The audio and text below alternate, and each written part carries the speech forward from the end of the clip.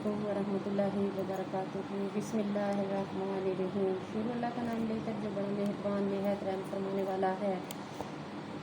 نبی صلی اللہ علیہ وآلہ وسلم کا ارشاد ہے، باپ اپنی اولاد کو جو کچھ دے سکتا ہے اس میں سب سے بہتر اولاد کی اچھی تعلیم و تربیت ہے۔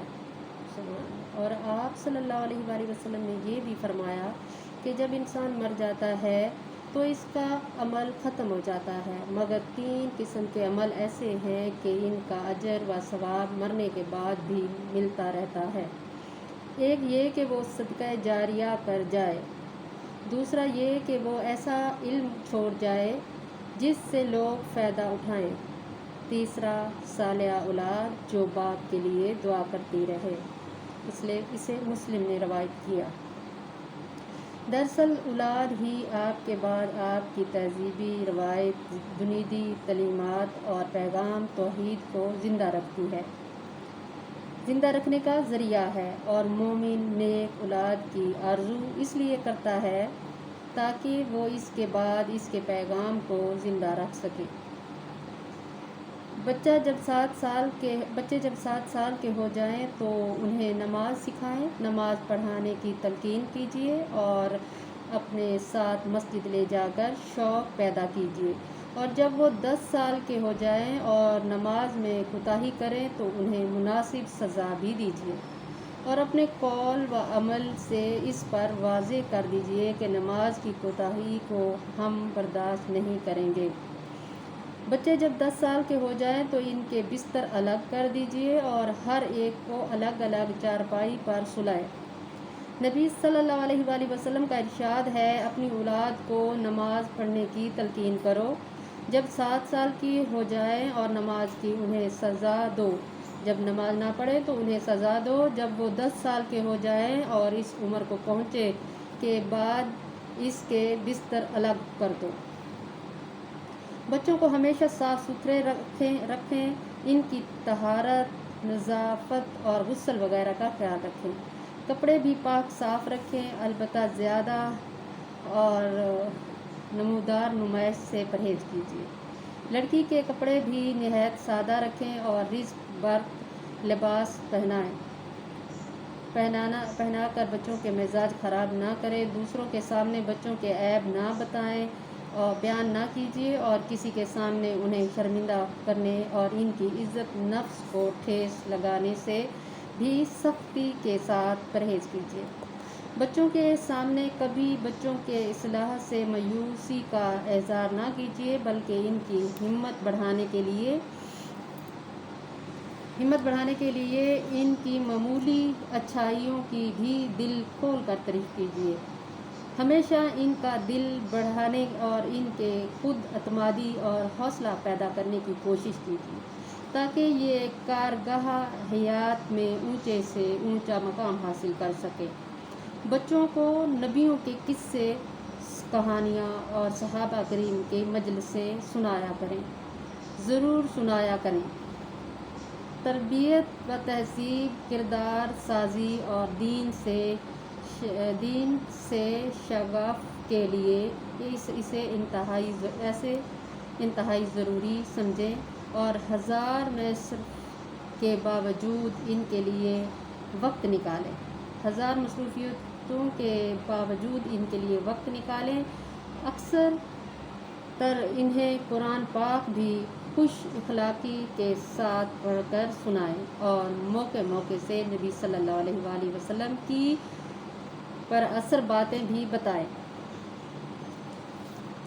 اور ابتدائی عمر میں سے ان کے دلوں میں عشق رسول صلی اللہ علیہ وآلہ وسلم کی تڑپ پیدا کرنے کی کوشش کیجیے۔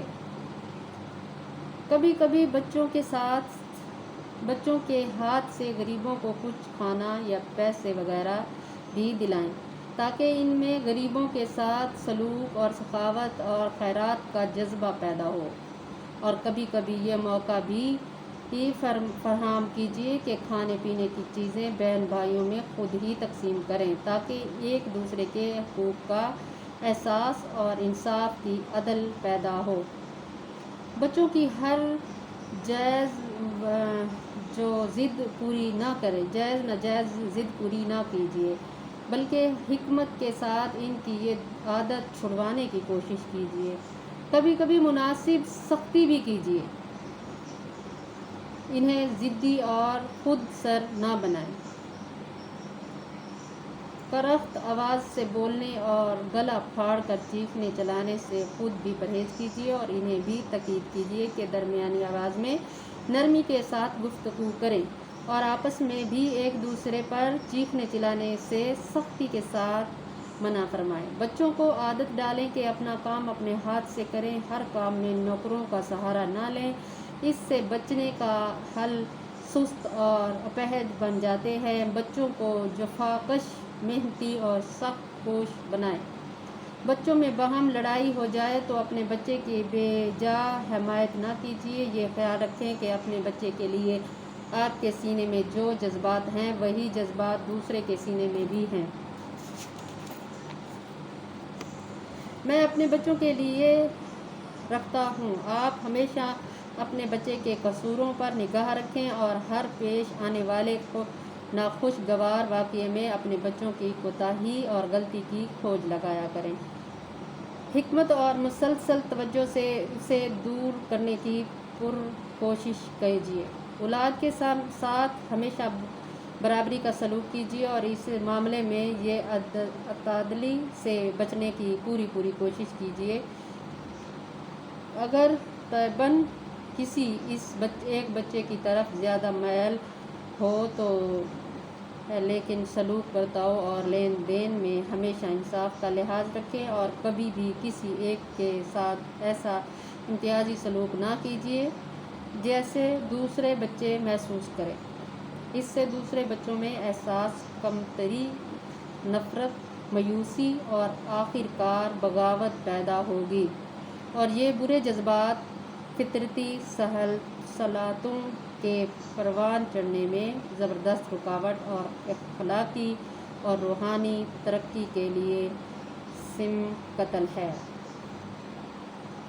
ایک بار حضرت نعمان کے والد حضرت بشیر احمد اپنی بیٹے کو ساتھ لیے حضور کی خدمت میں حاضر ہوئے اور کہا، یا رسول اللہ، میرے پاس ایک غلام تھا اور میں نے اپنے اس لڑکے کو بخش دیا ہے۔ نبی صلی اللہ علیہ وسلم نے پوچھا، کیا تم نے اپنے ہر لڑکے کو ایک ایک غلام بخشا ہے؟ بشیر بولا، نہیں۔